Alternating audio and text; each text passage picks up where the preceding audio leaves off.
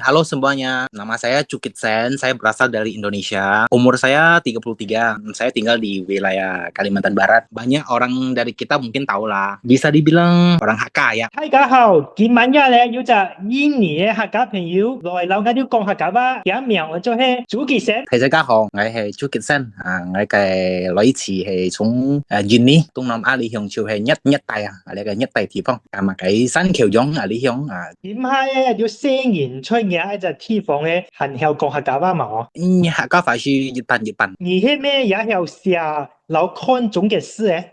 相對我有見上喺度冇乜嘅了解哦，美國係講呢一個專寫繁體嚟講先嘅有。而係在福堂開行咧，在哪學嘅？我時學，錯。而係咩有講潮州話咧？潮州話都唔曉，你去係去到風客家話。而係咩有唱客家歌啊？啱多人曉唱，咩羅羅嘅新歌都唔曉咯，唱盡你去先台食家呢一個好，你先台嘅咯。要二樓福卡人全部都係講客家話。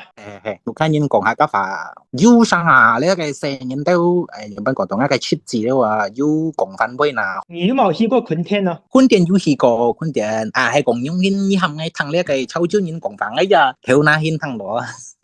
而家嘛做乜嘅條路啊？燒行，我係燒行人，要自公體為要穿下嘅同手機啊，要一種小心咋去行陳吧。你係文化傳統一種嘅文化傳統嚟引嘅嗱，係生客家自家嘅古人留下嘅每個喺日有從啊嘅自公體自家嘅自公體談説嘛，做錯啦。你有冇去過巴生？做人聽嘅知識，長期都要吸緊家嘅所在巴生，我要當個傳法咧嘅中本啊，喺工廠度呢個印尼做翻譯係翻譯錯，中本傳進印尼本。